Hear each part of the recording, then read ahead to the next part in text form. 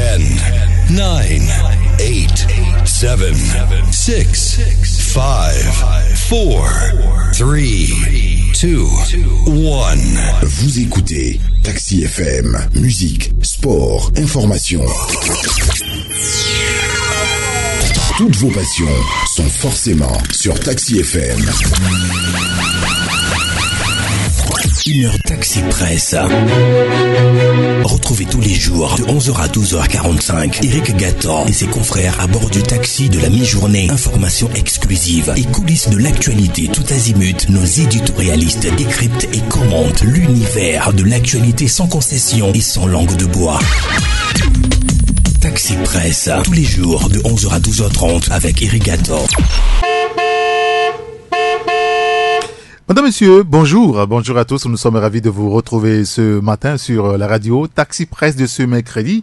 C'est avec Tchakala Alirou, le patron du journal Courrier de la République, Olivier Adia, le patron du journal Arakiri et de l'agence de presse Afé Presse.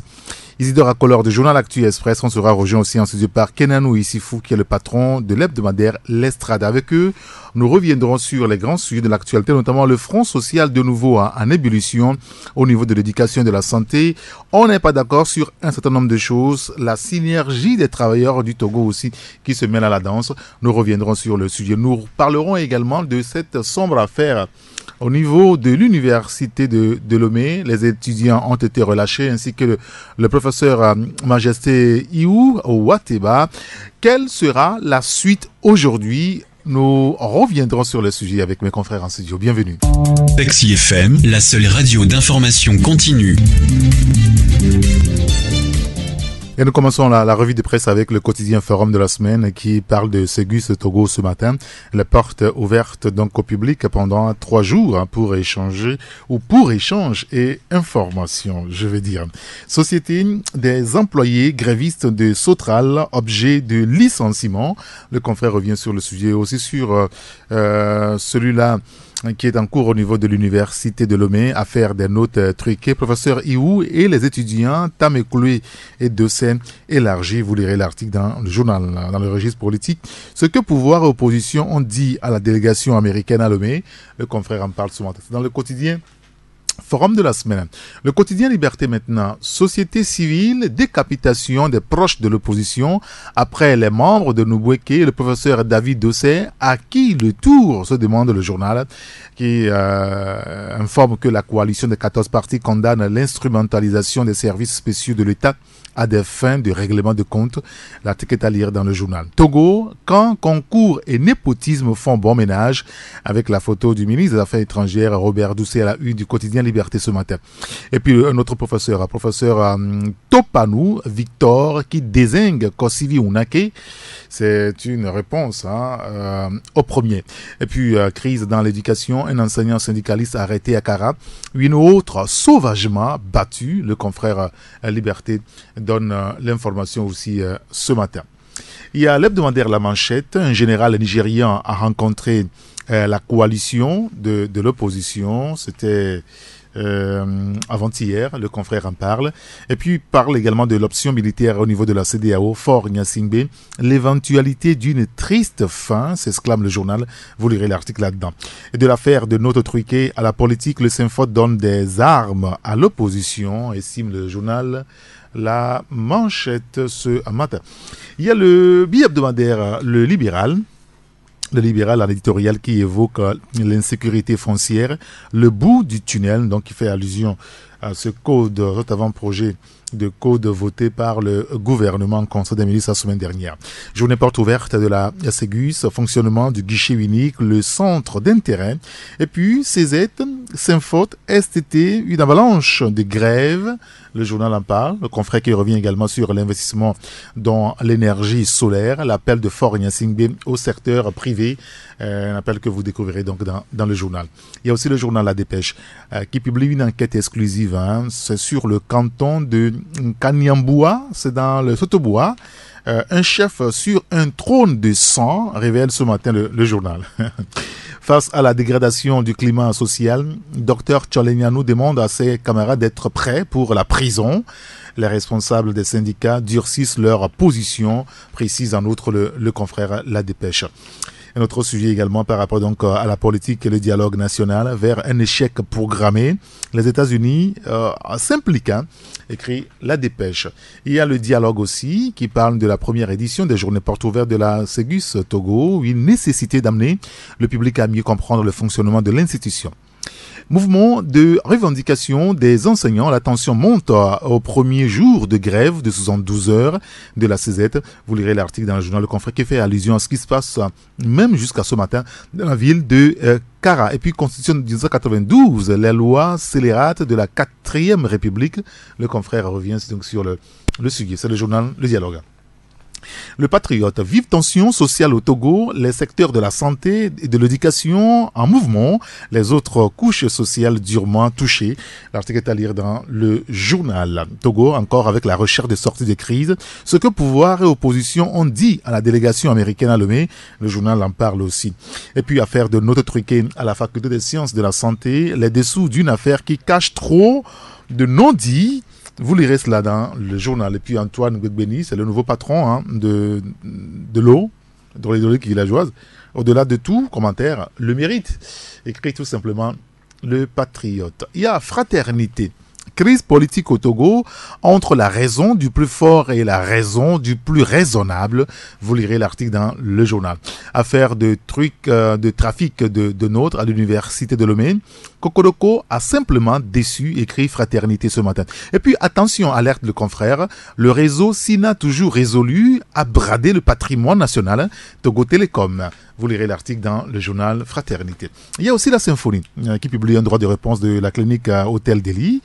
Des journées portes ouvertes pour mieux découvrir Ségus Togo. Le confrère revient là-dessus. Et puis sur le processus de désignation du chef canton de Djolo. Jeu trouble et mesquin du préfet Aou Kossi de Lavé et de Essan Toyo Edem pour imposer unilatéralement un candidat. Et face au laxisme des autorités compétentes, écrit le journal, un soulèvement populaire se prépare. Et puis, sommet de l'Alliance solaire internationale, Fort expose la vision énergétique de l'Afrique de l'Ouest. Vous lirez cela dans le journal. Et puis, peut-être une bonne nouvelle pour la diaspora. Cette bonne nouvelle, écrit le journal, ça vient de la Direction générale de la documentation nationale en Europe. Togolais de la diaspora, renouvelez vos passeports. Voilà, enfin, c'est dans le journal La Symphonie. Il y a le journal L'éveil de la nation aussi qui est dans le kiosque, le billet hebdomadaire qui parle aussi des journées portes ouvertes de la Ségus du 13 au 15 mars. Une occasion, je vais le corriger, le professeur nous a dit de ne pas dire opportunité, une occasion pour les acteurs du commerce extérieur et intérieur de s'informer à la source. Litige foncier à Zanguera, Zopomae, qu'attend la justice pour arrêter Hassan Kodjo dans ses dérives? Une interrogation à lire dans le journal. Et puis le Front social à nouveau en ébullition. Le gouvernement doit être plus attentif. Écrit notre confrère. L'éveil de la nation. Et le dernier journal, non pas tout à fait. Et c'est Arakiri d'abord. Arakiri qui publie un dossier sur les femmes et les filles togolaises, surtout célibataires, qui exigent des maris. Et tout de suite, sont très exigeantes, on va dire là-dessus. On va en parler tout à l'heure avec Olivier peut-être. Ségus avec la journée porte ouverte, la société s'ouvre grandement aux opérateurs économiques et au public. Vous lirez l'article dans le journal. Le confrère qui parle également de la construction d'un hôpital de référence au Togo, la société indienne Ping Pong Global Limited, déjà à l'œuvre. L'article est dans le journal. Et puis un autre sujet également, pour des femmes togolaises plus autonomes et influentes, l'association Précieux Trésor de Vie et la maison TV5 Monde lancent le concept Femmes Ensemble. Et puis le sommet des femmes chrétiennes du Togo, la 2e édition, s'est tenue à Lomé du 9 au 10 mars dernier. Le journal revient sur le sujet avec la photo de Madame Igué Olatokombo. Elle est toujours à Lomé? Oui. Ah, d'accord, je pensais qu'elle est rentrée chez elle. Bon, écoutez, Togo, c'est une terre d'accueil, on va dire. Et le dernier journal avec nous, c'est le journal de la bonne humeur, le journal Sika. Pour changer le Togo, même Dieu a des difficultés, écrit notre confrère. Avec une jolie caricature, je vous en dis pas plus. Non, oui, si, je peux en dire plus. Ou l'ange qui dit fort, je suppose, Fornia Singbe, fort, Dieu m'envoie te dire qu'il est temps de laisser le pouvoir à un autre. Et le fort dont il s'agit ici dit mon miaou Balakiem, tu peux me manger l'oiseau là. Il parle de son chien. je suis mi-accord. Enfin, c'est le chien qui répond comme ça. c'est Sika, c'est tout Sika ça. Alors puis la masturbation chez les femmes, ce qu'il faut en savoir, le journal de la bonne humeur en parle. Il y a beaucoup d'autres sujets à développer, enfin à lire, je veux dire, dans le journal, comme l'éditorial d'un confrère. Une interrogation, qu'aurons-nous après le Fort Must Go?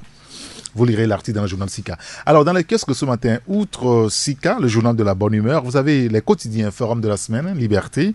Vous avez le bimensuel Harakiri également. Il y a la Symphonie, il y a le Patriote, la Dépêche qui est aussi dans les kiosques, le Libéral, la Manchette. Il y a l'éveil de la nation, il y a Fraternité et il y a le dialogue. J'allais oublier le Messager qui est aussi dans les kiosques ce matin, ainsi que Focus Info. Taxi Presse.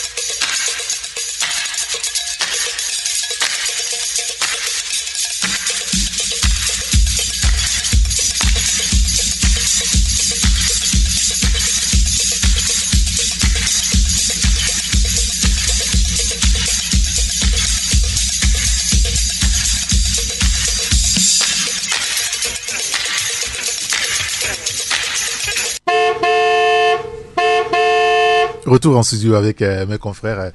Je veux d'abord saluer le Barcelonais endurci. J'ai nommé Olivier Adja. Bonjour Olivier. Bonjour cher Saint-Éric. Bonjour à toutes tes auditrices et à tous tes auditeurs. Bonjour à la plateforme Taxi Agora. Et bonjour donc à tous ceux qui sont des Barcelonais endurcis comme moi. Oui, on est nombreux. Je veux dire, c'est ce soir la rencontre face à Chelsea. Oui, c'est le jour de gloire donc qui s'est levé. Et je crois que, en tout cas, quels que soient les cas, le Barça tirera son épingle du jeu. Pas seulement en tant que, nous ne le disons pas seulement ça en tant que supporter, mais nous nous appuyons sur les statistiques de ce club au cours de cette année. Parfait, très bien. Bonjour Tchakala Alero, vous allez bien? Oui, bonjour Saint-Éric, bonjour à mon cher Isidore, bonjour aux Barcelonais enregistré. J'oublie même son nom. Olivier Adja. Non, ça vaut pas.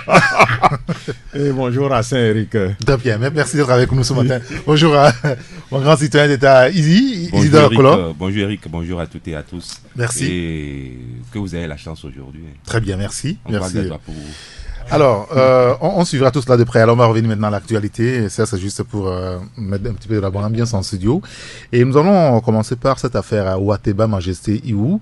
Vous en parlez dans votre journal hier, Isidore. Vous parlez de cette grève sèche et limitée des praticiens hospitaliers. Ça, on va en parler tout à l'heure par rapport au Front social qui est en ébullition. Mais cette affaire, est-ce qu'on connaîtra la vérité dans cette affaire? On pense, parce qu'il y a eu une réunion hier. Je ne sais pas si ça a pu avoir lieu ou pas. Et le conseil s'est réuni pour pouvoir statuer sur le problème. Et moi, je me dis qu'on a mis la charrue avant les bœufs. C'est ce qu'il fallait faire avant d'aller solliciter quelques services, que ce soit de SRI ou pas. Et donc, on attend les résultats qui vont sortir de là. Mais, quels que soient les cas, j'estime que la procédure est déjà viciée. Et que ce soit un juriste de poigne qui soit l'instigateur de ces procédures viciées, ça me crée problème. Ça vous crée un problème? Oui. C'est un sérieux problème. Tchakala, vous, dans votre parution de lundi, vous semblez être déjà dubitatif par rapport à ce sujet. Alors, ce qui vous dérange, vous, c'est que dans la République, il y a beaucoup de scandales, mais on n'a jamais vu ces services spéciaux de l'État se déranger autant. Oui, et c'est ce qui est tout curieux. Les scandales, on en fait cas tous les jours que le bon Dieu fait. Et des scandales financiers, des scandales qui ont fait couler du sang, mais ça laisse froid ces services spéciaux. Et je me demande pourquoi on a activé ces services spéciaux pour quelque chose qui a toujours existé. En notre temps, déjà dans les années 90, il y avait de ces situations. Oui, si et vous conviendrez. Si c'est comme ça, il faut arrêter. Attendez. Attendez, laissez-moi suivre ma logique. Allez-y. Et vous conviendrez avec moi que toutes les fois, on parle de notes sexuellement transmissibles, oui. mais ça n'a jamais ému. Pourquoi subitement on a estimé que ce cas lié à la faculté des sciences de la santé, on estime que non, c'est suffisamment grave pour que maintenant on saisisse les services spéciaux pour faire quelle lumière autour de cette affaire, quand on sait qu'en interne, au niveau même de cette même faculté, il y a quand même des mécanismes à même de faire toute la lumière autour. Donc je crois qu'on n'a pas besoin de sortir d'une école de détective pour savoir que non, il y a une volonté de faire mal à un niveau, il y a une volonté de casser une dynamique à un niveau, et celui qui emporte la lourde responsabilité, c'est le professeur Kokoroko. Et c'est tout curieux, et c'est tout dommage. Pourquoi est-ce que tout le monde allume ses projecteurs sur le monsieur, le président de l'université? On a le sentiment que c'est lui qui a ouvert la boîte à Pandore. C'est lui qui c'est l'homme à abattre aujourd'hui? Non, pas l'homme à abattre. Pas l'homme à abattre, mais ces frasques sont en train de créer d'autres situations dans le pays. Ces frasques, il en a tellement à ramasser à l'appel que ça crée des situations désobligeantes dans le pays. Quand vous prenez un peu cette chasse à l'homme sur le campus, c'est lui qui est venu quand même aggraver la situation sur le campus avec les chasses à l'homme, avec une police universitaire qui se comporte en Gestapo. Et c'est lui aussi qui est venu semer entre griffes le bordel au sein même du staff enseignant de l'université. Donc, à quelle fin le fait-il? Est-ce par zèle ou bien est-ce une volonté de régler certains comptes à certains amis qui ne verraient pas les choses comme lui, il entend le faire? Mais je crois que l'université, c'est un haut lieu de l'acquisition du savoir, et on ne peut pas demander, qui plus est, à des professeurs, à des agrégés, de pouvoir regarder dans la même direction. Personne n'a dit ça. Non, mais tout à l'heure, personne n'a dit ça. Quand il a fait son colloque, c'est là que son colloque sur cette histoire de limitation de la Constitution, et d'autres, la dernière fois, ont fait comme un contre-colloque. Qui a pris le contre-pied parfait de ce qui avait été décidé alors. Les universités sociales. Et c'est en cet instant même qu'on a activé, et je ne sais pas, ces services spéciaux, de pouvoir faire la lumière autour d'une situation. Et tenez-vous bien, l'instigateur même de ce colloque-là, c'est le professeur Dosset. Et oui, comme c'est lui le coordonnateur de JST. Comme si, pour créer un rapprochement, son fils, Yann aussi, est dans cette situation. Il a dû passer plusieurs nuits à la gendarmerie. Donc, vous savez, il faut savoir arrêter. Ce monsieur, je ne sais pas si il y a des gens qui puissent lui dire la vérité ou pas, mais nous n'hésiterons pas un seul. Bien avant lui, on a eu des professeurs, on a eu Ahadi, on a eu le professeur Béassor, tous aussi c'est des professeurs émérites, mais on n'a jamais vécu telle situation où le campus est en ébullition, où tout le temps il y a ce climat de suspicion entre étudiants d'abord et entre enseignants. Donc avec lui, il a franchi un Rubicon. Et je ne sais pas ce qu'on attend sous d'autres cieux. Je crois que quelqu'un comme ça qui vient tout le temps créer des situations désobligeantes, il faut lui dire que merde, il y a d'autres quand même. Je donnerai la parole pour aborder dans le même sens. Vous ne m'avez pas posé la question sur ce sujet-là. Au fait, les informations nous parvenaient au niveau de nos rédactions qui voulaient caporaliser l'université. Et on attendait avoir des éléments concrets pour pouvoir en parler. Et aujourd'hui, il est tombé dans le panneau. Quels sont les éléments concrets que vous avez par rapport à la caporalisation de l'université? Non, allez poser des questions aux responsables des facs, les doyens des facultés, qu'il a eu à réunir en temps pour leur dire d'accompagner tel ou d'accompagner tel. Les informations sont parvenues. Accompagner qui? Le président de la République? Le président de la République, je ne sais pas s'il est en mission commandée ou bien il fait du zèle. Mais c'est tout à l'heure qu'il fait du zèle ou il est en mission commandée. Et nous disons qu'on veut avoir des éléments probants avant d'en parler. Et aujourd'hui, ils prêtent le flanc à toutes les supputations. Donc aujourd'hui, la situation actuelle vous démontre à suffisance qu'il est un soutien de Faure Gnassingbé. Et c'est pour ça qu'il fait ça. Non seulement pourquoi on l'a parachuté comme président du comité d'organisation de ce fameux colloque rencontre avec la jeunesse. Où est le problème? Ah ouais? C'est comme on peut vous prendre aussi. Non, pas du tout. On ne m'a pas pris. On peut prendre un certain Jean Ecoulou. Pourquoi pas lui? On peut prendre un certain Aeva. Bon. On peut confier l'organisation de cette rencontre à un certain Jean Ecoulou et Malik Aeva. Bien. Olivier, quel est votre commentaire par rapport à cette histoire à l'université de Lomé? Non, je crois que c'est une histoire qui déchaîne beaucoup de passion. Oui, bien, beaucoup, et là où il y a la passion, jours. parfois c'est difficile donc de déceler le vrai du faux. Et moi j'estime, certainement avec mes confrères, que d'abord la procédure a été viciée. C'est une affaire académique, donc j'estime qu'au niveau de l'université de Lomé, il y a des cadres donc, qui sont les cadres les mieux appropriés pour connaître de cette affaire. Oui, bien sûr. Ça, je crois que avant même si il faut reconnaître aussi que le code pénal prévoit donc ces cas et que les services compétents de la République pourront se saisir.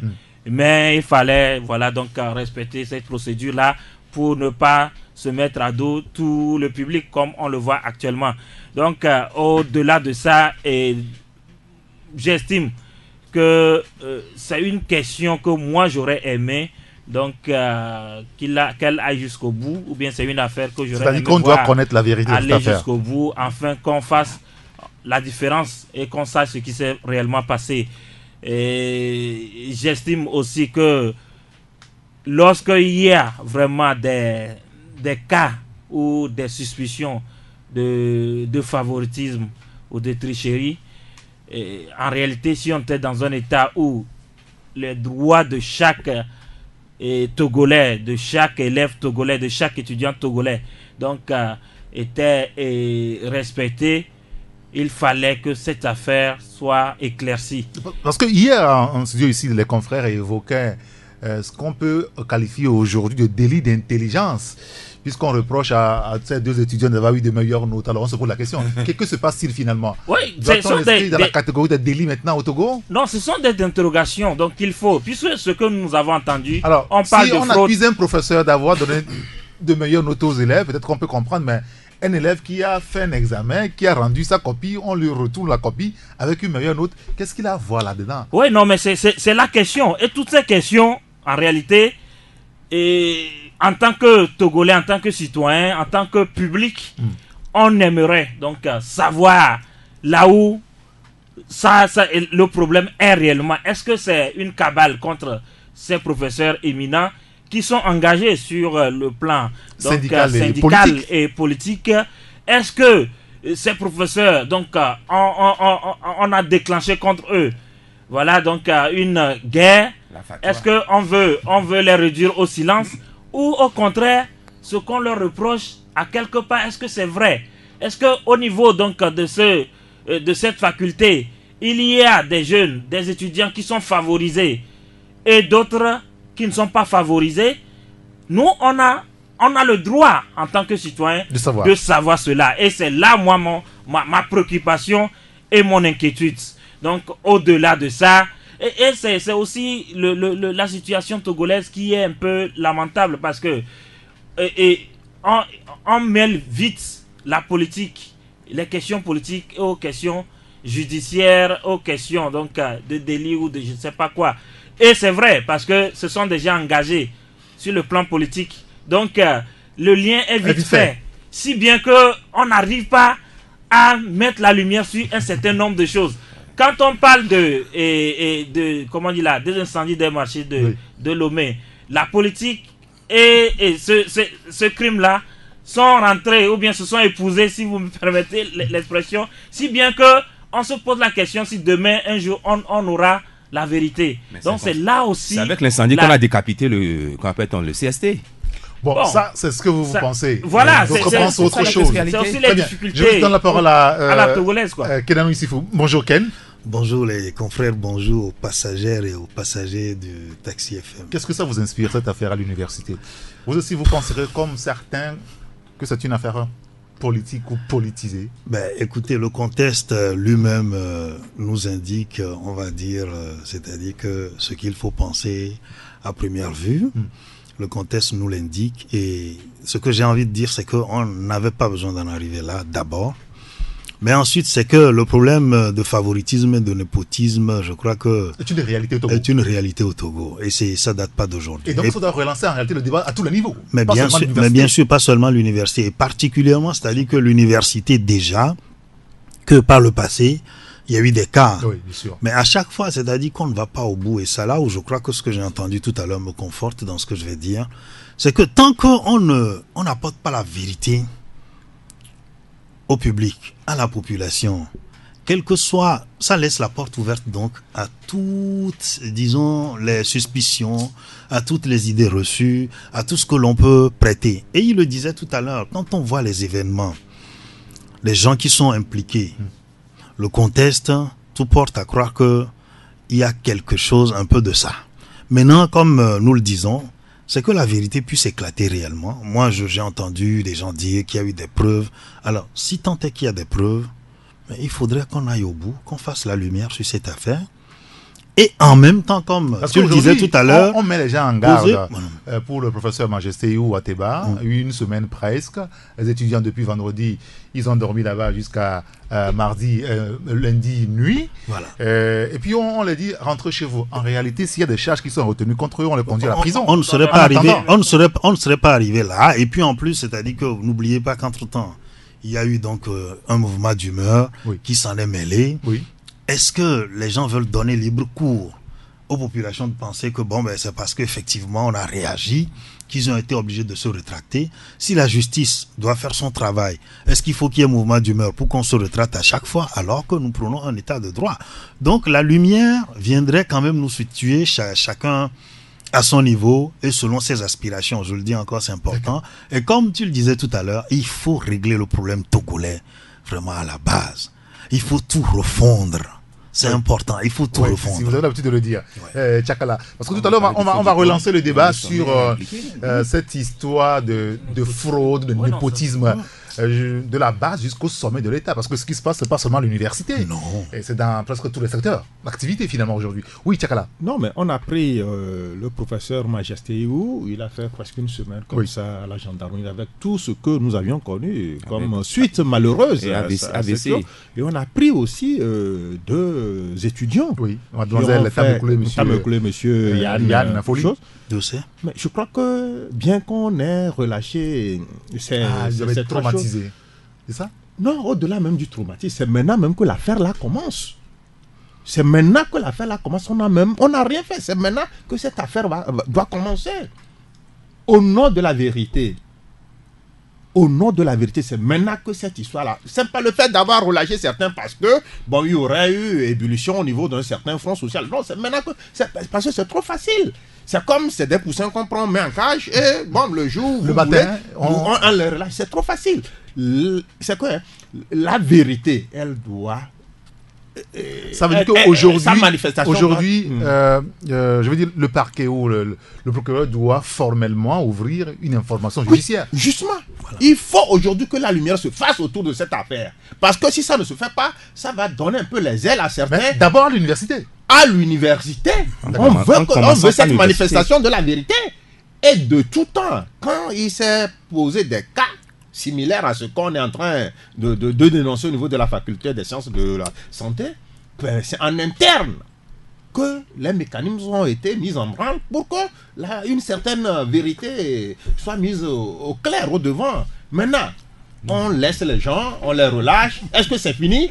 Est-ce qu'on ne va plus activer ça? Cette histoire me ressemble bougrement à une histoire qui s'est déroulée il y a quelques années de cela. Cette histoire de choses là. L'histoire qu'il y a de M. Bodjona là. Ah oui, escroquerie dite internationale. Cette histoire, elle est née avec tout le drame qui s'accorde. Et à un moment, bon, on relâche les gens comme ça. On ne sait pas si effectivement il y a eu vraiment cette escroquerie. Lui, il a porté plainte au niveau du tribunal d'Abuja. Mais je crois que cette histoire qui a commencé au niveau de la faculté des sciences de la santé risque aussi de connaître le même sort. D'accord ? Les gens doivent, au nom de leur dignité, au nom de l'idéal qu'ils défendent, se battre œuvrer pour cette manifestation de la vérité. S'ils sont dans le coup, la population va quand même dire que oui. Mais s'ils ne sont pas dans le coup, je crois que cette histoire risque d'aller très loin. Et on saura ceux-là qui étaient dans l'ombre, tirant les mauvaises ficelles, à quelle fin, on ne le saurait pas. Mais il y a urgence quand même qu'il y ait cette manifestation de la vérité sur cette scrabeuse affaire. Parfait. Non, moi je vais sur le chantier du respect des droits de l'homme. Quel élément dont disposaient les services pour pouvoir détenir durant des jours des citoyens en garde à vue et que plus tard on les relâche. Mais parce que la règle aussi, ça se passe comme ça. Après, si on se rend compte, si on se rend compte que bon, vous n'en êtes pour rien, on vous relâche. C'est ça l'exception. Dans ce cas, quand on parle de dossier vide ou bien de dossier sans suite. Rien n'a été dit. Non, rien n'a été dit. Et on ne connaît même pas le plaignant. On ne connaît pas le plaignant. On dit que c'est quelqu'un qui aurait saisi. Jusque-là, je vais avoir des preuves. On a parlé de WhatsApp ou c'est tout à fait. Et des WhatsApp. Une plainte, des plaintes, comment dirais-je, anonymes. Donc, moi ça me crée de sérieux problèmes. Parce que la règle, c'est la liberté. L'exception est la privation de liberté. Les gens ont été brimés dans leurs droits. Et ont subi des traitements inhumains et dégradants. Au point d'avoir des AVC. Ils pouvaient en partie.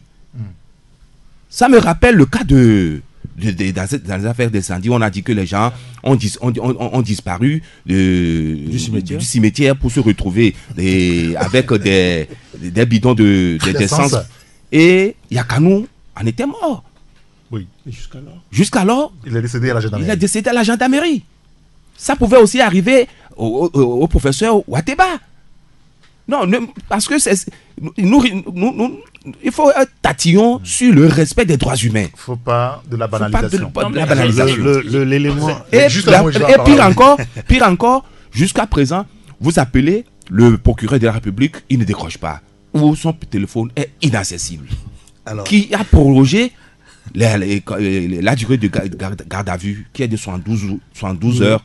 Au Togo. Oui, on nous a dit que le procureur n'est pas obligé de répondre à tous les appels. Ah bon? Il y a un élément aussi, c'est que voilà un peu toute l'éthique, comme moi je le dis souvent, qui est mise à mal. Il n'y a pas de mal à se dire on s'est trompé. Il n'y a pas de mal, tout le monde peut se tromper. On peut partir des indices, d'accord, et arriver au bout du tunnel, bon, il n'y a rien, on se rétracte tout simplement. Oui, les services de renseignement se trompent aussi, on le voit partout. Et en ce moment, non, mais ça dit que le mal est déjà fait en ce moment, ce que je dis, mais c'est de revenir. Bon, mais écoutez, on s'est trompé et on trouve un mécanisme. Il y aura de poursuites. On trouve un mécanisme. Sur moi, on m'arrête pendant une semaine. Oui, mais c'est ce que certains confrères disaient tout à l'heure. Si on fait la lumière et qu'effectivement on arrive, on nous dit on s'est trompé, c'est de voir le mécanisme par lequel on peut revenir. Nous sommes et réhabiliter les gens, parce que c'est important aussi. Quand on ne réhabilite pas et puis la tâche d'ombre reste comme ça suspendue en l'air, ça voudrait dire que effectivement l'affaire elle n'est pas clarifiée, elle est là. Ça voudrait dire qu'à tout moment, on peut encore revenir dans cette affaire pour amener les gens à la case départ. Et puis, le problème, nous l'avons dit tout à l'heure, il faut aller de fond en comble, aller au-delà. Voilà un peu ce que j'avais envie de... La question du népotisme et du favoritisme qui, finalement, semble noyer la nation togolaise. Est-ce qu'il ne faut pas l'évoquer? Parce qu'à partir de cet élément-là, on se rend compte que le mal, un petit peu comme la corruption, a touché tous les secteurs. Oui, cette affaire relance, en tout cas, et cette question-là. Mais avant d'en arriver, il faut aussi dire qu'il y a un précédent dangereux, c'est que l'État ou le gouvernement ou je ne sais pas qui plie par rapport à des menaces de grève, tout ça là, ça donne seulement l'impression que l'État peut s'exécuter ou plier devant toutes les situations. Donc, et ça enlève le caractère, je ne sais pas, rigoureux et sérieux du travail donc des services de renseignement, de l'autorité. Vous comprenez? Donc, dans tous les cas, c'est-à-dire lorsqu'il y aura une situation, donc en face, que ce soit donc la vérité ou non, l'autorité va plier. De deux, c'est que, et les confrères l'ont dit, ceux qui ont été arrêtés, il faut donc qu'ils sachent d'abord ce qu'on leur reproche ou on leur a reproché, qu'on leur signifie ça par des formes donc administratives, et aussi que le public au nom duquel le service de renseignement et l'État fonctionnent, que le citoyen à qui on doit compte soit informé, soit mis au courant de ce qui s'est passé et des décisions qui ont été prises ou qui vont être prises. Si l'État s'est trompé, que l'État ou du moins le service de renseignement donc fasse son mea culpa et nous dise que voilà, dans cette situation, on s'est trompé ou du moins on a mis en liberté ces personnes, mais la procédure suit son cours normal. Ça aussi, on pourra nous le dire. Oui, mais sauf que le conseil parce que c'est lui qui parle beaucoup dans cette affaire, le conseil du professeur Majesté Iou Ateba, disait quand il a contacté le procureur, il n'était même pas au courant qu'il y a des gens qui ont été gardés au niveau de SRI. Oui, alors, on se pose la question sur le rapport aujourd'hui entre le SRI et le parquet. Et le parquet, normalement, ça devient un Gestapo. Dans certaines situations, c'est d'abord le procureur qui prend un mandat ou du moins qui demande à ce que... Voilà. Donc voilà des situations qu'il faudrait clarifier. Maintenant, la question du népotisme, nous on a fait l'université, il y a deux facultés qui posent problème. En réalité, quand vous allez en droit et poser la question, donc si vraiment comment les choses se passent là-bas, on vous dira, moi je ne vais pas donc étaler tout ici, mais quand vous allez aussi en faculté de médecine, on sait aussi donc qu'il y a cette situation-là qui se passe. Ne nous voilons pas la face, ce n'est pas parce que ce sont des professeurs qui sont engagés sur le front social ou sur le front syndical qu'il faut donc vouloir cacher le soleil avec la paume de la main. Ça, c'est une situation. Maintenant, comment ça se passe là-bas? Est-ce qu'ils en sont responsables? Moi, je saurais le dire. Mais on sait bien que au niveau des universités du Togo, surtout publiques, et aussi dans l'administration publique comme ailleurs, on sait même que en cas de bourse, lorsque vous avez une bourse, facilement on remplace les noms des gens. Donc il y a beaucoup de choses qui se passent. En réalité, et la justice sociale est mise à mal. Donc dans ces cas, c'est pourquoi moi je dis, aussi bien les pauvres étudiants qui n'ont pas de parents qui est haut placé, qui n'ont pas de parents influents, qui n'ont pas de parents professeurs, comme les enfants des professeurs doivent se trouver sur le même pied d'égalité en matière d'études. Donc, c'est pourquoi il faut exiger que la lumière soit faite si réellement ces professeurs ont été responsables de ce dont on les accuse. C'est normal que la justice s'applique. Maintenant, dans ces situations de crise, c'est ce que je disais, que c'est facile de faire le rapprochement, de se dire qu'ils sont inquiétés parce que ils sont engagés politiquement ou syndicalement. Oui, non, fait un parallèle, ça s'est passé, je ne vais plus citer l'année, et il y a des gens aujourd'hui qui sont reperchés, qui ont été pris la mettre dans le sac, comme on le dit, un flagrant délit de tricherie. Et le professeur ou la professeure qui était responsable de ça a été radié. Il y a des mécanismes de règlement de ces problèmes à l'université. Mais c'est là où c'est pour mettre à contribution SRI comme Gestapo, c'est là où ça me crée problème.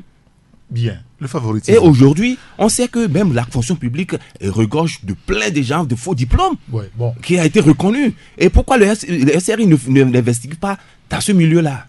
Là jusqu'au haut du sommet. Il faut que vous portez plainte, que vous saisissez d'abord le SRI. Non. Il y a le ministère public qui doit se saisir de ce dossier. Vous avez parlé du ministère public. Mais ils sont au service. Ils sont au service du ministère public. Déclarez-les et on verra ce que... Mais le ministre l'a dit. Le ministre l'avait reconnu. Que ce soit l'autre là qui est aujourd'hui... Bawara l'avait dit bien avant lui. Il y avait Solitoki et bien avant Solitoki, il y avait qui a l'infrastructure aujourd'hui et Nissan Yofam. Tous sont reconnus. Chakala, maintenant, sur la question du népotisme, du favoritisme qui embrase le pays. Ça aussi, c'est une réalité aujourd'hui. Non, le Togo a pris des galons dans cette situation. Le népotisme, le favoritisme. C'est que ne s'accroche pas au nuage qui le veut, hein. Mais c'est qui a du soutien, c'est qui a... S'accrocher au nuage. Hein. Oui, c'est que... Non, tu t'accroches au nuage, ça veut dire que toi, tu es un surhomme, quoi.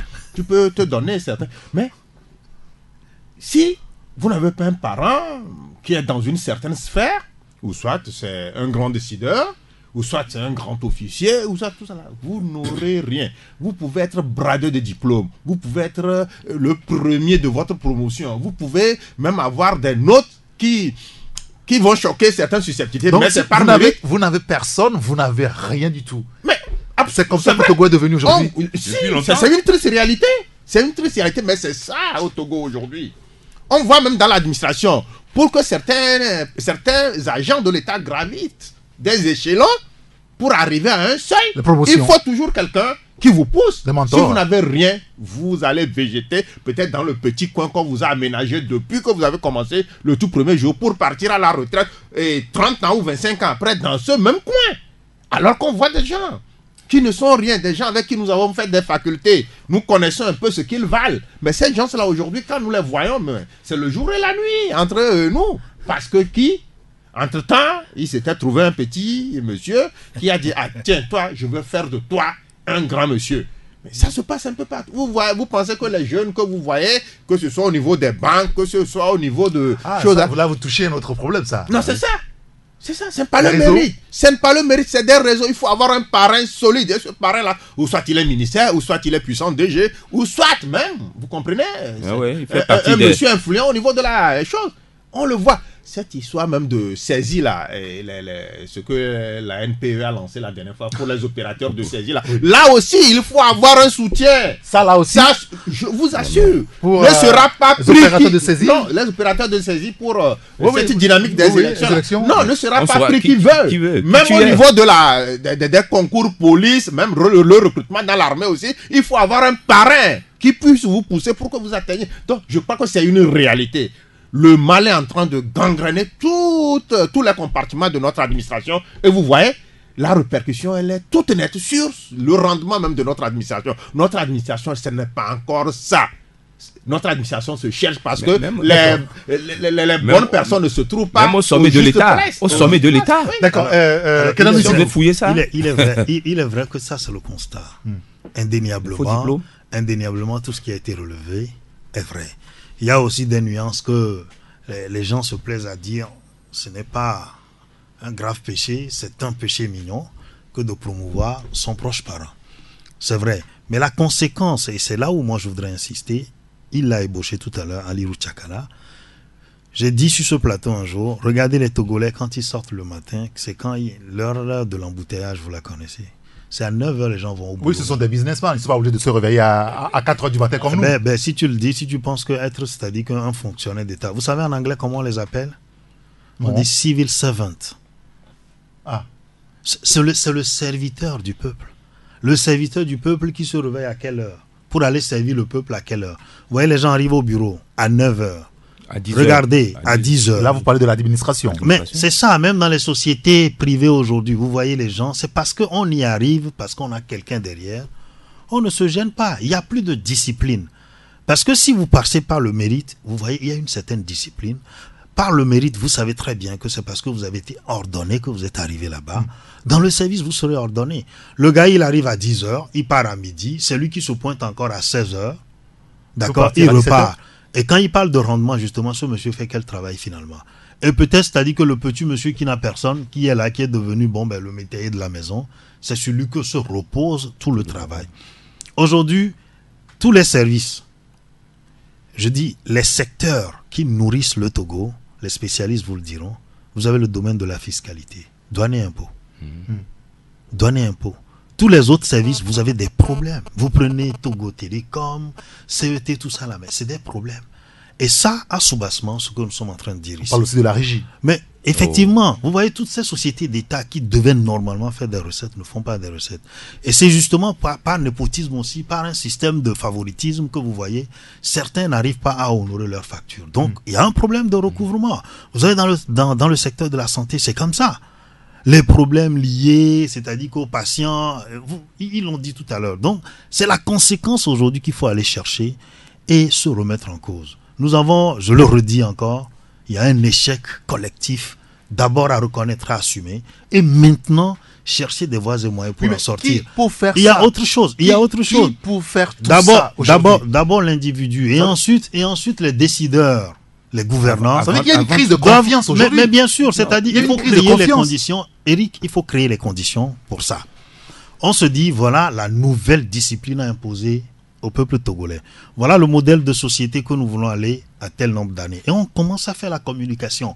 Mais les modèles, normalement, les modèles, et je sais que c'est ce que Isidore va me dire, les modèles doivent commencer déjà à se réformer eux-mêmes. Parce que tu parles d'une crise de conscience. Regardez, les Togolais aujourd'hui ne se reconnaissent dans aucune institution. Oui, ça c'est une vérité. Vous savez, est-ce que vous savez qu'au Togo, on a un médiateur de la République? Oui. Nous parlons de crise aujourd'hui. Où est le médiateur de la République? Elle est là. Mais je crois même que, c'est-à-dire que le cercle dans lequel même cette personne, c'est-à-dire que a été placée, même les gens autour. Ça empêche. Mais je suis désolé. C'est parce que, et puis regardez le degré des aspirations qu'on a atteint. C'est parce qu'il y a injustice sociale patente que les gens sont dans cet état. L'agressivité dans la rue, on a dit ça ici. Ce n'est pour rien. Vous êtes dans une voiture, vous réussissez. Indubitablement, on pense que c'est parce que vous êtes du pouvoir. Vous êtes voleur. Mais c'est ça. Ou alors vous êtes d'une secte. Ou alors vous êtes d'une secte. Vous pensez qu'on peut vivre pacifiquement dans un pays comme ça? On est assis sur une bombe. Non, le mal, c'est une gangrène. Et quand vous voyez même l'hiérarchie, il n'y a pas de modèle. Je me souviens quand on était au campus, on nous faisait comprendre que c'est au campus qu'on apprend à faire la magouille. C'est pas si vous vous souvenez de ça. Ah oui. Tchakala, non, peut-être à votre époque, non. Oui. Mais à notre époque, ça. Et nous qui n'étions pas dans cette logique, on n'a pas fait la magouille. Et ceux qui ont fait la magouille, aujourd'hui, se retrouvent au haut du sommet. Mais si on veut commencer, il fallait commencer là. Le poisson pourri par la tête. Non, plus on est intelligent, en fait. C'est ça le drame que nous vivons. C'est ça le drame que nous vivons. Vous fouillez même dans le cercle restreint, vous verrez qu'il y a de faux diplômes là-bas. Et comment ceux-là vont combattre le népotisme? Ce n'est plus possible. C'est pour ça que je dis, ceux qui dirigent doivent se réformer et il faut tout refondre. Il faut tout refondre. Ceux-là qui sont censés refondre ce que vous estimez qu'il faut refondre sont dans le faux. Ils baignent dedans. Ils baignent dedans. C'est leur sport favori, le faux. En même temps, il faut qu'on sorte de la situation. Entre la vérification des diplômes et de tout ça là. Ça fait quel pas? Ça a peur que ça a commencé et on l'a arrêté. Pourquoi? Parce que beaucoup de gens se trouvent dans nos rangs. Oui, c'est ça. Ça n'a pas prospéré. Pourquoi? Parce que ceux-là qu'on cherchait se trouvent dans le rang de ceux-là qu'on ne peut pas toucher. Et on a dû démonter rapidement le processus. Donc, vous voulez que qui arrange la donne à partir du moment où il n'y a pas cette volonté? Ceux-là qui sont censés sévir sont baignent dans le faux. Eux-mêmes, ils ne sont pas des modèles à copier. Donc, c'est ça le drame du Togo. Et à cette allure, vous comprenez un peu ce qu'il en sera de notre administration 10 ou 15 ans plus tard. Le président de la République, voilà pourquoi il faut s'arrêter a toujours et se réformer et réformer sa volonté à faire avancer les choses. Hier, il y a un cas qui s'est présenté au niveau des États-Unis. On dit comparaison n'est pas raison, mais souffrez que quand même. Allez-y. Le chef de la diplomatie a été limogé parce que sa vision n'est pas la même sur un sujet donné avec son président. On l'a sèchement limogé. Ça c'est normal. Et ici, on dénonce des situations. Certains ministres qui s'adonnent à certains actes quand même répréhensibles. Bon, là, il faut comprendre peut-être que la vision du ministre, le président la partage. Mais c'est nous sommes censés subir les actions. Je vous dis très bien ça. Non, nous sommes censés subir. Nous sommes censés subir. Nous sommes censés subir les actions. Il appartient au peuple. Le ministre, il n'est pas là pour peut-être plaire. Il est serviteur du peuple. Et c'est nous qui allons apprécier le service que les ministres sont censés nous offrir de par leurs attributions. Mais si tout le temps nous crions que non, et les ministres ne répondent pas, tel secteur, ça ne va pas, tel secteur, mais le président devrait s'en servir pour dire que, tiens, à partir du moment où j'ai prêté serment pour créer une dynamique heureuse au sein de ma population, et que cette population-là ne se retrouve pas dans les actions que mènent les ministres, on rase tout. Mais au lieu de tout raser, de remonter quelque chose, parce que les valeurs, il en a un peu partout. Les ministres, là, ils n'ont pas passé un concours avant d'être ministres. Non, ils ont été nommés par le chef de l'État. Ils ont été nommés par le chef de l'État. Donc, si on les rase, ainsi, on aura d'autres, peut-être, qui répondront peut-être à nos préoccupations. Mais on ne le fait pas. Tantôt, on essaie de greffer de nouvelles têtes sur l'ossature déjà existante. Donc, il va se faire harakiri. D'accord. On a la parole, patron de harakiri. Olivier Non, mais c'est une situation qui interpelle toutes les bonnes consciences de notre pays. Et certes, on ne va pas aller jusqu'à jeter le bébé avec l'eau de bain. Non. Et il y a de bonnes choses qui se font ailleurs. Et il y a de bonnes personnes donc au niveau de l'administration du gouvernement, mais je crois que voilà, il y a aussi donc cette situation où voilà le népotisme et tout ce qu'on peut donc rejeter est en train de prendre donc le pas sur les bonnes manières, et il faut le dénoncer très rapidement pour que on puisse se ressaisir, parce qu'on ne peut pas construire un pays sur les passe-droits, sur le népotisme, sur le favoritisme. Rappelez-vous, dans ce pays, on nous a parlé d'une vision. Oui, bien sûr. Alors on se pose la question. Non, il y a toujours d'actualité, Togo Vision 2030. Ça s'est rangé dans les placards. Depuis non, de toutes les façons. Allez-y. De toutes les façons, je crois que même le Togo Vision 2030 était un projet ou un plan donc qu'un ministre a proposé. Et il est parti avec ce projet? Non, je ne dis pas qu'il est parti avec le projet, mais c'est pour vous dire seulement que... Nous sommes dans une république, là. Il faut le dépoussiérer. C'est pour vous dire seulement que il y a la continuité de l'État. En l'absence ou en présence de cette vision, il y a d'autres visions. Le Togo doit évoluer dans tous les cas. Même s'il n'y avait pas la vision 2030, le Togo ira jusqu'en 2030. Et il faut qu'on continue pas à manger, il faut qu'on continue pas à respirer, on ne va pas s'arrêter parce que quelqu'un a pondu une vision et qu'il est parti avec. Il a emporté. Non, il l'a pas emporté. Le pays ne va pas s'arrêter, d'accord? Le pays ne va pas s'arrêter, mais l'essentiel, ce que nous disons, c'est que tous les fils togolais doivent avoir la même chance devant les opportunités, devant donc tout ce qu'il y a comme opportunité. Lorsqu'on est togolais, quand on porte un nom, le nom Nyansingbe ou le nom Jean-Pierre Fabre ou un autre nom, ça ne doit pas agir sur les opportunités que nous avons en tant que citoyens. Bien. C'est ce qu'il faut dire et qu'il faut marteler. D'accord, oui. Ken. Non, remarquons que Olivier l'a si bien dit, il faut rétablir la justice sociale qui va nous amener à une certaine confiance en soi d'abord, une confiance en l'autre, et va nous amener au respect de nos institutions. Parce que sans la confiance, on ne peut rien faire. La vision 2030, comme il l'a dit, est un bon projet. On vient de passer 6 mois d'immobilisme au Togo. Et peut-être bien avant, il y a eu une période précurseur. Des périodes qu'on ne peut plus rattraper. Mais c'est ça. Donc, je l'ai dit ici déjà, on rate toujours le coach. Et on ne s'en rend pas compte. Nous l'avons dit tout à l'heure, c'est qu'à partir d'un niveau donné, nous disons le sommet, que chacun fasse un petit effort de se réformer, et on aura mis un mécanisme en place qui permette effectivement de mouler l'individu togolais de demain qu'on commence à bâtir, revoir les curricula de formation et d'éducation, parce que nous voulons créer une société pour demain.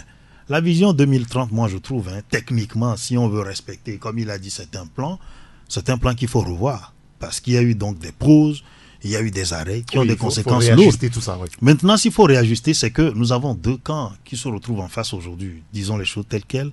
On a une situation politique aujourd'hui où il y a des préalables. On est en train d'aller vers un dialogue. Ce petit couloir-là, si on peut l'exploiter à bon escient, en créant cette base-là, rétablissant la confiance à partir de ça, pour que ceux qui ne sont pas aux affaires puissent contribuer à une certaine vision, parce que s'ils arrivent demain, on aura créé une base pour qu'ils puissent se mouler dedans afin de pouvoir porter le pays à un certain niveau. Bien. Sinon, là où nous sommes, je crois quand même que le ciel. Malheureusement, quelques secondes pour placer un mot. Le contrat social est rompu au Togo. Et on a le courage de le dire. Oui. Et l'honnêteté de reconnaître ça. Et aussi, il se pose au Togo un problème de légitimité et de légalité. Les gens s'accrochent sur la légalité, oubliant que c'est la légitimité qui donne pouvoir à ceux qui sont aux affaires. On va en reparler tout à l'heure par rapport au Front social et ce qui se passe au niveau de la synergie des travailleurs du Togo, du Saint-Fort et puis de la CZ également, avec les enseignants qui sont un petit peu pourchassés dans la ville de Kara depuis quelques heures encore. On nous signale le temps. On va en parler après la pause. 93.1 Taxi FM, premier sur l'actualité.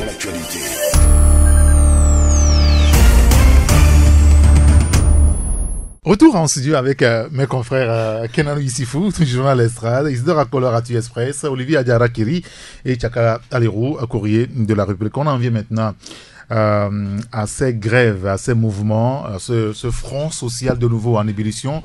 Le confrère L'éveil de la Nation l'évoquait ce matin, demandant finalement, on peut le dire aussi au gouvernement d'agir. Le gouvernement doit être plus attentif, écrit L'éveil de la Nation ce matin. Alors, il y a les enseignants au niveau de la CZ qui ont beaucoup de problèmes aussi, au niveau de Kara, notamment depuis 3 jours, on l'évoquait, et ce matin même, actuellement, il y a une course-poursuite dans la localité, dans la ville de Kara. Les CHU, ça travaille pas non plus, c'est la grève sèche illimitée, c'est ce qu'ils ont dit il y a 2 jours, des praticiens hospitaliers qui ont boudé les centres publics. Il y en a même qui disent qu'ils vont arrêter de travailler dans les centres privés pour ceux qui y vont. Est-ce que ce n'est pas un grave problème? C'est regrettable qu'on en soit arrivé là. Et personne ne peut cautionner ça parce qu'il y a des malades. Nous-mêmes qui sommes ici, on peut piquer une crise. Ouais, nous sommes des malades ambulants, en sursis. Et tout ça peut arriver à tout le monde. Mais on se pose la question, pourquoi on a laissé traîner ce problème jusqu'à présent? Aujourd'hui, les gens s'arc-boutent sur quelque chose que il n'y a pas de matériel pour faire le travail. Et tant que l'autorité ne mettra pas le matériel didactique, ou pas didactique, le matériel du travail soit amélioré, les conditions de travail, ils ne le feront pas. Et les gens ont cru qu'en relaxant et le professeur et les choses allaient reprendre. Non. Voilà là où nous en sommes arrivés. Et c'est déplorable. Vous parlez tantôt du cas de Kara, mais il paraît que c'est le monsieur qu'on avait arrêté, on lui reprochait d'avoir mis sur sa moto et l'autocollant de qu'on appelle-t-on Front Tchoboué, ou non pas Tchoboué, Front Citoyen Togo debout, et c'est le crime. Ça, c'est une histoire, ça. Mais simplement, on se pose beaucoup de questions. Et c'est là où on revient encore à la décapitation des mouvements citoyens. Si l'autorité en arrive là, mais tout porte à croire qu'on veut tout faire pour décapiter les mouvements citoyens. Et dans un pays où les choses comme ça se passent, le lien est vite fait entre les affaires de la cité et la politique. Alors, Tchakala, est-ce que finalement, on n'est pas en train de courir de nouveau un risque? Le front social qui se met de nouveau en ébullition, le gouvernement pourra-t-il se mettre attentif, à être à l'écoute de ces syndicalistes sur le coup, les praticiens hospitaliers et puis les enseignants? Non, mais si durcir le temps, véritablement. Si le gouvernement devrait être attentif aux préoccupations de tous ces syndicats, ça ne date, les revendications ne datent pas d'hier. Il n'y a pas aussi la fonction publique dans la danse. Il y a plus de 6 ans de cela que ces gens-là ont donné la voix. S'il y avait une réelle volonté de pouvoir trouver une porte de sortie à tous les problèmes posés, je crois qu'on n'en serait pas là. Et maintenant, comme si déjà cette situation-là n'était pas aussi sérieuse, on est en train d'en créer d'autres bêtement. Je pèse mes mots bêtement. Par exemple, pourquoi bêtement? Non, la situation, le professeur, l'enseignant Pelelem qui est en train de mettre Kara en ébullition, mais c'est un intrépide syndicaliste. Moi, je me suis renseigné autour de sa personne. C'est un monsieur qui sait dire non quand il faut dire non. Il était entre-temps au niveau de Niantougo, c'est par rapport à son engagement syndical qu'on a dû le ramener dans la causa. Et là-bas aussi, il ne s'est pas laissé démonter, il continue dans le même élan. Et bon, on pense que c'est la graine qu'il faut sortir pour sauver et tout le reste, mais ils se sont trompés de cible. D'après ce que nous avions pris, sa situation est similaire à un enlèvement parce que quand on l'a pris de Kara, il paraît aujourd'hui qu'il est au niveau de Lomé. Oui. Non, ça s'explique comment? Cela relève de quelle logique? Et maintenant, je crois que le front qui est en ébullition ne trouvera suite que quand au niveau du sommet de l'État, on prendra certaines dispositions. Mais vous dites aux autres d'attacher les ceintures, ils en ont attaché au point même de se faire mal à la hanche. Et au même moment, au niveau du sommet de l'État, on ne diminue pas son train de vie. Mais si on dit... Il faut aujourd'hui que la récession soit à tous les niveaux. On ne peut pas demander aux autres des cures d'amaigrissement au moment où, à un certain niveau, on se gave et on prend du poids bêtement. De l'embonpoint. De l'embonpoint. Mais commencez par le haut, voilà. Et nous voulons au niveau même du gouvernement peut-être une diminution de 20% ou bien 25%. On en fait un peu partout. Là, quand les enseignants... 20% de quoi? De leur salaire? De leur salaire, on en fait. C'est énorme. Mais vous savez si ça représente 20%? Maintenant, on a multiplié leur salaire par 2. Et surtout les caisses noires. Non, les salaires des ministres ont été multipliés par 2. Les salaires aussi, les émoluments des députés aussi, c'est par 2. Ils étaient à 800 000. Certains sont à 1,5 million, à 1,2 million. Et pour les ministres, c'était à 1,5 million ou 1,2 million suivant un certain standing. Mais c'est fois 2, maintenant, ils sont presque à 3 millions. Et maintenant, vous demandez, dites que non, au regard de la situation économique que le pays vit, voilà, au niveau du sommet de l'État, voilà, on a diminué tant. Et les autres aussi comprendraient que, tiens, nous ne sommes pas les seuls à vivre cette cure d'amaigrissement, que le ton même a été donné au sommet de l'État. Et ceux qui donneraient l'avant diraient que mais vous êtes de mauvaise foi. À partir du moment où ceux-là qui gèrent les affaires du pays vivent aussi la même situation et qu'ils ont même dégraissé leur salaire, mais vous n'avez pas de raison de donner l'avant. Et ces gens-là vont s'assagir. Mais vous ne le faites pas et vous demandez. Et curieux encore la dernière fois au niveau de la primature, quand la CESER est allée pour tout ça, on dit que non, mais la situation socio-politique a fait que l'État a perdu pas mal de 2 milliards. Et on dit, mais vous nous dites que vous avez perdu, il y a un manque de plus de 60 milliards. Mais quand la situation était normale, quand les caisses de l'État se portaient bien sûr en flou à tout moment, mais qu'est-ce que nous avons eu de tout ça là? Et que c'est maintenant que ça ne va pas, que vous nous dites que... Donc vous comprenez un peu, non? Je crois que la solution du problème togolais, on pourra la trouver quand, au niveau du sommet de l'État, on prendrait certaines mesures fortes. Là, ça va rassurer la base que non. Ce qui est pire, c'est aussi au niveau de la santé aujourd'hui. Oui, les médecins ont disparu. C'est vrai, ils l'ont annoncé. Ils ont disparu des centres hospitaliers. Les images que nous avons depuis hier, mais c'est effroyable. Alors qu'il y a des malades, des patients un peu partout. Oui, Kedan aussi, il faut plus donner la parole aussi à Olivier. Mais c'est dramatique. Le Front social, c'est dramatique. Et ça fait réfléchir. Effectivement, je l'ai dit sur ce plateau un jour, quand on parlait de régler le problème togolais, j'ai dit qu'il faut aller à un nouveau pacte social. Et dans ce nouveau pacte social-là, des mesures urgentes devraient être, c'est-à-dire que prises pour soulager un peu les peines des populations. Nous nous connaissons au Togo. Nous nous connaissons, on sait qui est qui. Nous l'avons dit tout à l'heure, comment les gens, leur situation du jour au lendemain, c'est-à-dire que est allée de façon très, disons, je ne sais même pas comment je vais dire, exponentielle. On a changé. Déjà ça, vous voyez, l'aigreur même des Togolais vient de là. Bon, maintenant ce que nous disons... Pas de la jalousie. Oui, mais il y a tout ça. Il y a tout ça. Quand l'injustice sociale est à un niveau donné, vous savez, ça ouvre la voie à la perte de toutes les vertus. Les vertus. Vous voyez, les verrous sont sautés. Les gens, psychologiquement, ne tiennent plus, ne pèsent plus. Donc, ce que nous disons, ces mesures sociales-là, on aurait pu peut-être progressivement à un moment donné, même si c'est 1000 francs qu'on ajoute sur le salaire des gens au Togo, nous connaissons, ça contribuerait au moins à baisser un peu la tension sociale. Réduire certains prix, d'accord, les prix de certaines denrées alimentaires. Oh, cette histoire-là, on l'annonce, vous vous rappelez, on l'annonce, mais sur le terrain, oui, mais c'est ce que nous disons. Il faut mettre, mais écoutez, nous avons, c'est-à-dire que des services pour ça. Nous avons des services pour ça. C'est pour ça que nous disons, mais on peut trouver un mécanisme. Le service du contrôle des prix, il y en a au niveau du ministère de mais s'il vous plaît, Alirou Tchakara, ce qu'il y a, c'est que vous savez, dans un pacte social, il y a des chômeurs qui traînent. Ça aussi, ça fait partie, c'est-à-dire que d'une alternative, ou des chômeurs qui sont à la maison, on les recrute. Mais est-ce qu'au niveau de la santé, en tout temps, on n'a pas essayé de former les agents de santé communautaire dans les villages? Oui, bien sûr. Qui a fait des piqûres. C'est des choses comme ça qu'on peut envisager. Ça donne un peu. C'est des jobs contractuels de 6 mois, 3 mois. Ces gens-là qui vont aller sur le marché. Vous voyez, quand on fait des choses comme ça, ça fait baisser la tension. À un moment donné, on peut encore visser un peu. On déverrouille, on visse un peu. Bon, au moins, la routine ne s'installe pas. Mais là, c'est qu'il y a eu une routine pendant longtemps. Vous voyez, les gens sont restés un peu sur leur soif. Il y a de l'exaspération. Il a dit tout à l'heure, vous voyez les gens à côté de vous, leur train de vie, tout simplement parce que même si la personne s'est battue pour en arriver là, sa position sociale aujourd'hui, administrative, ça dit que l'oblige à regarder à côté de lui et à se dire, ah, attention, il se passe quelque chose. C'est que nous sommes à l'écoute, personne n'est à l'écoute de personne en fait.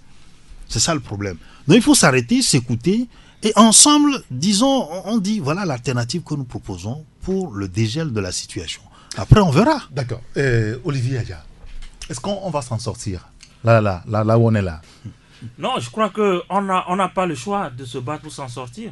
Parce que nous sommes devant une situation de vie ou de mort, si je peux le caricaturer comme ça. Donc, la société, ou bien les bases sur lesquelles nos sociétés se reposent sont affaiblies. D'accord, affaibli par plusieurs situations. Oui. Donc, il faut que nous puissions nous lever et dire que nous sommes condamnés à construire ensemble ce pays. Parce que personne ne viendra le faire à notre place, comme le dit si bien, ou bien le disait si bien quelqu'un. Donc, nous devons être les architectes donc, du Togo que nous voulons voir. Nous voulons voir grandir, bâtir. Nous devons être les premiers architectes parce que dans l'imaginaire ou dans l'inconscient du Togolais, c'est que c'est ceux qui sont au pouvoir, c'est les gouvernants qui doivent bâtir le Togo idéal pour nous. Mais c'est eux qui défient de toute façon la base. Absolument, je suis d'accord. Mais il faut quand même que nous soyons aussi des ouvriers. Parce que sur tout chantier, il y a des ingénieurs, mais il y a des ouvriers. Il y a l'architecte d'abord, c'est l'architecte qui définit.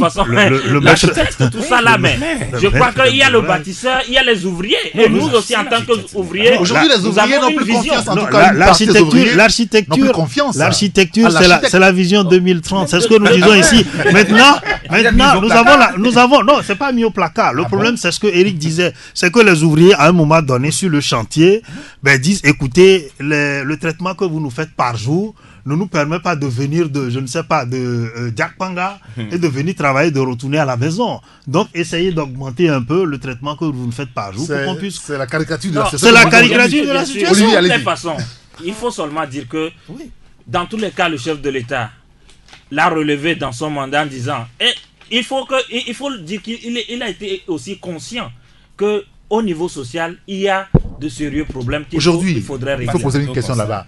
Est-ce que le chef de l'État a les bons rapports sur la situation réelle du pays? Bon, je ne sais pas, mais il est censé avoir les bons rapports en tant que premier, donc le premier des Togolais. D'accord? C'est lui qui dirige ce pays. Donc, il doit avoir les bons rapports. Ça, c'est un. Mais il ne faut pas aussi oublier que entre la situation sociale est venue s'ajouter, ou bien à la situation sociale est venue s'ajouter une crise politique très profonde. Et qu'il faudrait jouer sur les deux plans. Et aujourd'hui, on a l'impression que la crise politique est un peu donc en recul ou est un peu apaisée. Mais à côté, il y a le social qui a pris. Donc, c'est normal parce que chaque structure, chaque corps de métier veut profiter d'une situation pour faire avancer ses revendications. D'accord? Mais je crois qu'il faut aussi donc savoir raison garder pour qu'ensemble nous puissions, parce que les hôpitaux, grève sèche, oui, mais les premières victimes, en réalité, ce n'est pas ceux-là qui sont en grève, c'est nous, d'accord? Et c'est en tant que citoyens, si nous tombons, nous avons un problème. Ici, peut-être que si on nous transporte à l'hôpital, on nous dira que non, les hôpitaux ne fonctionnent pas. Oui, ça ne fonctionne pas. Vous avez vu les images tout à l'heure, je te l'ai montré. Donc la situation, elle est sérieusement grave. Et il faut quand même attirer l'attention aussi du gouvernement à pouvoir trouver une solution rapide à cette situation au niveau des hôpitaux. Ce qui est lamentable peut-être, c'est aussi que cette grève est arrivée parce qu'on a arrêté des professeurs. Non, il faisait la grève depuis, Non, mais on l'a c'est-à-dire endurci. cette grève sèche est arrivée parce que on a arrêté des professeurs et on exigeait leur libération. Bon, je sais pas, ils ont été libérés, mais la grève est maintenue. Ce n'est pas la seule revendication. Non, il y a autre chose à relever, c'est que il y a un mépris vis-à-vis de ces syndicalistes. Depuis que la plateforme revendicative a commencé, le gouvernement n'a pas pris langue avec les syndicats, les syndicalistes. C'est ça le problème. Et oui, au niveau du Synfot. Du Synfot. Oui. Donc, ils n'ont jamais été reçus. Ils n'ont jamais été reçus. On les a pas appelés. C'est comme si on les traitait de mépris. Ça s'entend. Et pire encore aujourd'hui. Et quand on me dit que les syndicalistes du ministère de la fonction publique font un sitting et qu'ils vont durcir le ton. Aujourd'hui, ça a commencé depuis hier. Et la fonction, je me pose, est-ce qu'on a un gouvernement responsable? Là, on constate une démission totale du gouvernement, alors que gouverner, c'est prévoir, comme le disait Eyadema un temps. Aujourd'hui, on constate que, le jeune fait regretter le vieux. Vous aussi, vous regrettez Yassine Eyadema, Isidore? Mais on est obligé de faire ce constat. D'accord, très bien.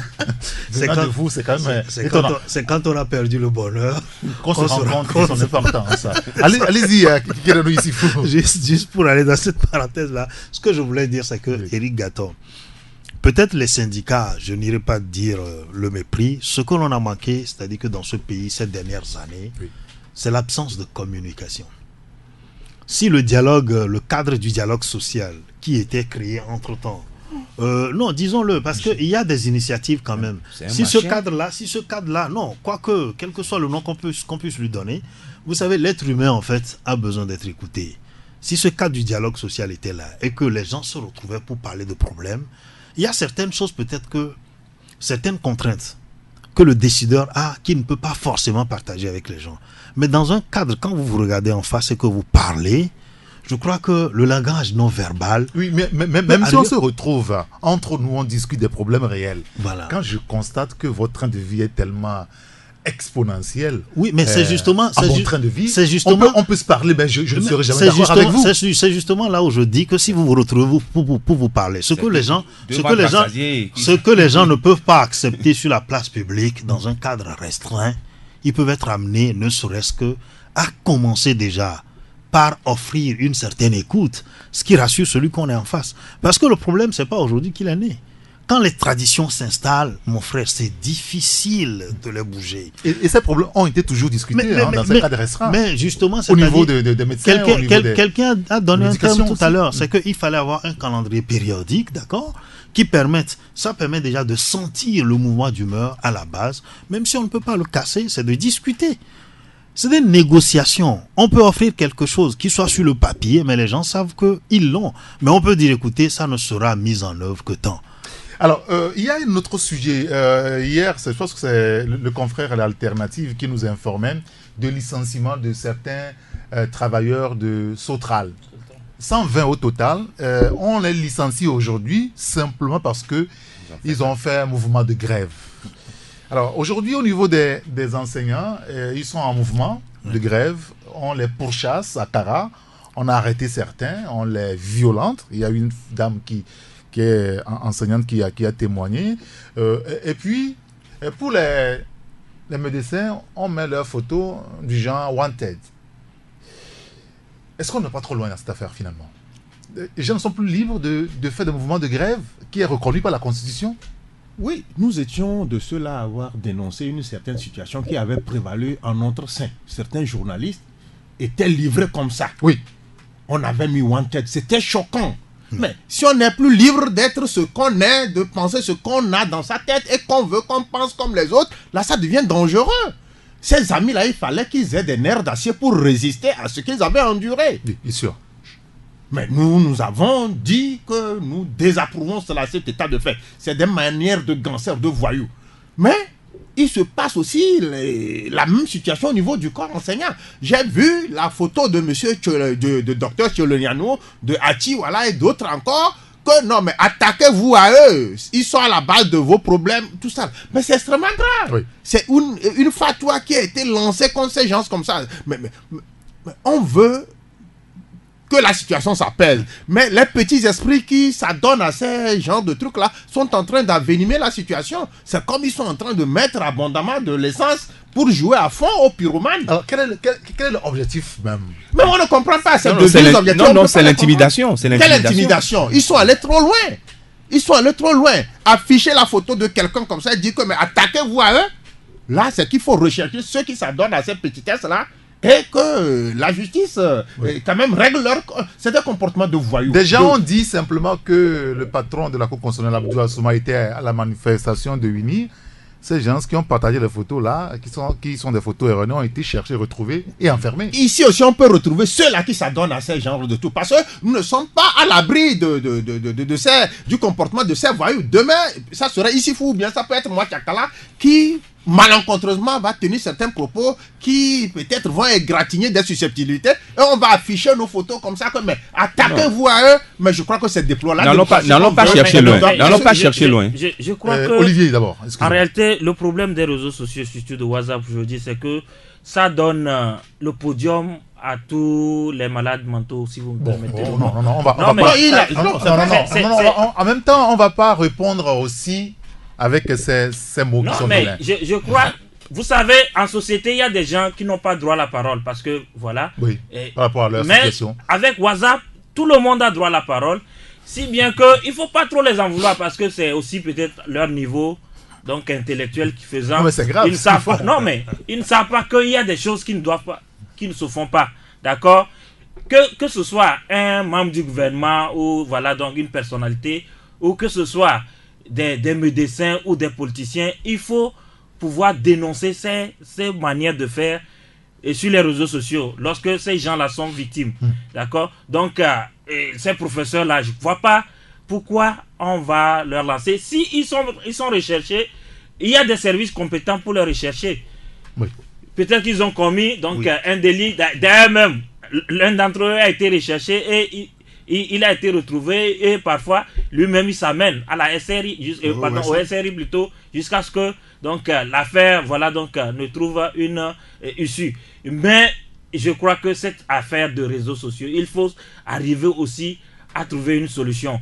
Bon, dans le cas du président de la Cour constitutionnelle, il faut reconnaître qu'il a porté plainte contre X. Donc, et c'est sur cette base-là aussi. Donc, il faut encourager. Aussi peuvent porter plainte. Bien sûr, c'est-à-dire contre X. Voilà. Et qu'on recherche les auteurs ou commanditaires donc, de cette information. Retrouver ces auteurs, on les aura avec cette célérité dans le premier dossier. Espérons. Il faut espérer que ça soit fait. Comme ça. Là, c'est le président de la Cour constitutionnelle. Bien sûr, mais il faut espérer que aussi bien le président de la Cour constitutionnelle comme le citoyen lambda que je suis, devant une situation, on doit nous traiter de la même manière. Bien. Non, je reste dubitatif et permettez que je le sois. Et eu égard à ce qui s'était passé auparavant, il y a 2 poids 2 mesures dans ce pays. Et on a le courage de le dire. Vous vous souvenez que il y avait une marche de l'UFC au niveau de l'ANC au niveau du quartier ADUI et les gens sont sortis avec des manchettes et jusqu'à là on a des photos. Mais où sont ces gens-là? Tout dernièrement, il y a eu des gros bars qui sont sortis. Des miliciens avec des cagoules et on a dit que ce sont des groupes d'autodéfense alors que le ministre qui est en charge de la sécurité a été interpellé et c'est que c'est des groupes d'autodéfense. Mais je reste dubitatif. Si dans un pays il y a des citoyens à part entière et des citoyens entièrement à part, c'est ce qui arrive. Donc certains peuvent se permettre quelque chose, des choses, de faire des dérives. Ils sont sûrs qu'on ne va pas les arrêter, on ne peut pas les punir. Donc, c'est ça, le crime vit de l'impunité. Et donc, ceux qui se sont livrés à ça, là, vous êtes sûr qu'on ne les recherchera jamais, même s'ils portent plainte. Vous attendrez longtemps et il n'y aura pas de suite. Bien. Beaucoup l'essentiel, c'est qu'ils portent plainte d'abord. Qui vont à quoi bon de porter plainte? Quand on sait que Il faut porter plainte. quand on sait que on ne saura jamais si quand on sait que ça ne prospérera jamais. Non, je suis pas d'accord. Je ne suis pas d'accord. Je ne suis pas d'accord. Exprimez votre désaccord. Même si on pense que l'action qu'on va intenter ne va pas aller au bout, il faut quand même le faire pour que l'histoire le retienne. Alirou Tchakala dit quelque chose, c'est pas parce qu'il a prononcé mon nom. Mais nul n'est à l'abri. Moi, j'ai vu des photos sur des plateformes où je suis. On a publié des photos des gens comme quoi ils sont de la milice, d'accord, de UNIR, qu'il faut les lyncher. J'ai pas été d'accord. Vous savez, c'est-à-dire qu'il y a des choses qui arrivent quand on pense que bon, ok, c'est bon pour les autres. Parfois, ça peut se retourner contre nous facilement. Vous savez, le fils de Gilbert Tchonignanou peut-être est dans une école ou dans un banc, il est avec un camarade et peut-être que ce matin, entre eux, il y a eu une prise de bec. Vous imaginez ce qui va se passer dans la journée? C'est là où en fait nous sommes en train de nous conduire. Et on pense que peut-être parfois quand on le fait c'est pour les autres, mais en réalité c'est faux.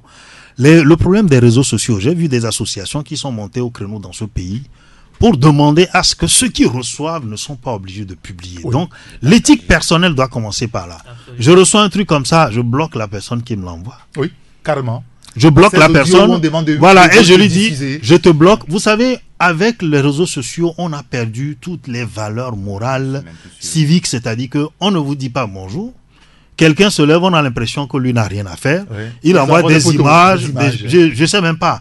Vous voyez ce que l'oisiveté, c'est-à-dire que peut nous pousser à faire. Des images obscènes. Mais c'est de l'oisiveté. Quelqu'un dans un bureau, il profite, c'est-à-dire que d'une connexion comme ça, si vous pensez que vous payez vraiment la connexion, vous vous levez le matin, on dit Jésus a fait ceci, Mahomet a fait ceci, on vous envoie des trucs, on ne sait même pas de quelle sensibilité vous êtes ce matin-là, on vous envoie des images obscènes comme ça, après vous demandez qui c'est, on ne vous répond pas, ou alors on vous dit bon ben c'est parce qu'on m'a envoyé que j'ai partagé. Mais quand même, c'est où sont passées, c'est-à-dire où sont passées nos valeurs morales. On ne vous dit pas bonjour, on partage des choses. Et quand vous faites des observations, les gens se fâchent parce qu'on trouve que c'est normal. Le terminal GSM, c'est quoi? C'est un espace privé.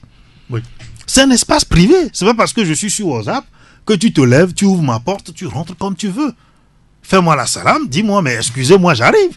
Tu rentres comme ça. Il faut sensibiliser les gens. Il faut communiquer.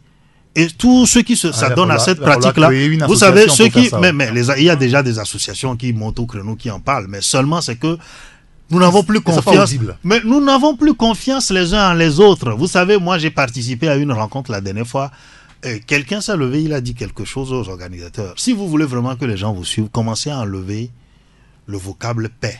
Remplacez-le par un autre vocable. Parce que dans ce pays... la paix. Oui, mais dans ce pays, quand on dit la paix, on l'assimile à une couleur. Et au business. À une couleur et au business. Vous voyez, alors qu'en réalité, les valeurs de paix sont très très importantes pour nous, surtout en ces moments-ci. Mais vous voyez, puisqu'on a tout galvaudé, tout est devenu fonds de commerce, bon, quand vous parlez de la paix, on vous caricature, ça ne dit rien à personne. Bien. Voilà où on en est et il faut faire extrêmement attention. Juste un mot sur la politique. Vous savez, on a juste 5 minutes. Le confrère La Dépêche a été clair ce matin. Il parle du dialogue qui finalement est un échec qui est programmé. On l'avait dit ici en temps. Olivier n'était pas d'accord. Aujourd'hui, que répondez-vous? Non, de toutes les façons. Vous croyez toujours? Avant le dialogue, moi, je voyais un dialogue mort-né. Au début du dialogue, après l'entame des discussions, j'ai repris confiance parce que j'estimais que les préalables ont été en tout cas satisfaits en partie et que c'était un bon signe. Et maintenant, le dialogue, c'est pour 10 jours et ça continue. Donc, ils n'ont fait que 2 jours. Et il y a en tout cas des rencontres à Accra et ailleurs qui sont en train d'être faites. Je crois que le meilleur dialogue, c'est comme ça se fait. On se voit, donc on travaille en coulisses, on travaille donc derrière les rideaux, et lorsqu'on s'est bien entendu, on vient devant le public et on dit, et c'est plus facile. Non, mais attendez, Olivier, depuis qu'ils se sont séparés pour la deuxième journée, ni le gouvernement, ni UNIR, ni la coalition ne se sont plus jamais rencontrés. Non, mais qu'est-ce que vous en savez? Oui, mais écoutez, on a des informations de la presse. C'est seule la coalition qui est peut-être que la diplomatie de couloir fonctionne. Je crois que la diplomatie de couloir continue pas à fonctionner. Lorsque l'opposition, bien sûr, la diplomatie... Vous avez des confidences? Non, les indiscrétions. Les indiscrétions. D'accord. On vous a mis KO, hein. Pas rapport aux discussions. On a le sentiment que c'est bloqué, hein, et il n'y a pas d'issue possible. Non, on ne va pas abreuver le pauvre peuple de quelque chose qui va à la longue s'avérer des mirages. Hein. Ça a pris de l'eau, ce dialogue. Il ne faut pas s'attendre à quelque chose de chose. Moi, je suis comme ça au début, avec le règlement intérieur, on se dit, ah tiens, pour une première fois. D'ailleurs, la base même, elle est faussée. Aujourd'hui, même les attributions de Nana Akufo-Addo, on ne sait pas s'il est facilitateur, s'il est médiateur. Non, on a dit qu'il est facilitateur, tout le monde. Non, mais certains l'appellent médiateur, même certains qui sont censés être... Bon, c'est la même chose. Non, pas la même chose. Pas la même chose. Mais tenez-vous bien, à cette allure, de tous les camps, on va violer allègrement le règlement intérieur. Et toutes les fois qu'il y aura violation, il faut se transporter vers le Ghana pour qu'on dénoue la situation. Au même moment, non, vous savez, c'est un fossé, il faudrait démonter tout pour reprendre à zéro. Le seul dialogue qui est réussi, on parle toujours de l'accord politique global, c'est qu'en interne, les acteurs se sont parlé yeux dans les yeux. Ils se sont entendus sur le strict minimum qu'il faut. Et c'est quand tout était presque prêt qu'à un moment, ils ont eu à recourir au facilitateur du façon, l'ancien président Blaise Compaoré. Mais ici, en interne, on ne fait rien, on croise les bras, on attend, comme si le président gagnant, le facilitateur, va trouver la formule que tout le peuple attend pour venir imposer ça au peuple. Ça ne peut pas aller. Que les gens essaient le dialogue, le règlement intérieur, si on peut le repeaufiner pour qu'en interne, les acteurs puissent se parler. Et quand ça ne va pas aller peut-être vers chose, sinon à cette allure, 10 ans après, on sera toujours sur le 27e dialogue. Rien ne va bouger. Bien. Allez-y. Ben, rappelez-vous, et je le réitère ici, et le ciel s'assombrit de nouveau. Oui. Bon, écoutez, on en est là, mais le souhait, c'est que je crois, comme quelqu'un l'a dit au génie togolais, il faut qu'on puisse s'arrêter, je le dis, qu'on se retrouve, on rétablit un tant soit peu la confiance. Déjà, c'est une base, et on commence véritablement à se parler. On sait, nous connaissons nos problèmes, on sait ce qui se passe. D'un côté, que les gens renoncent un peu, d'accord, à la personnalisation du débat, un peu, c'est important aussi. Et que de l'autre côté, on se dit, quand on crée les conditions de l'alternance, c'est pour soi-même, on peut aller revenir. Hein. On peut avoir un frère qui va venir un jour, on peut avoir une soeur qui va venir un jour. Parce que si on construit ce pays, c'est pour tout le monde. Il y a eu des exemples quand même à côté. Kérékou Alé, il est revenu. Celui qui l'a remplacé, au Bénin, on ne parle même plus de lui. Oui. La raison d'État, c'est pas aussi facile que ça. Donc il faut que chacun puisse se dire, attention, ce qui est devant, c'est pas aussi facile que ça.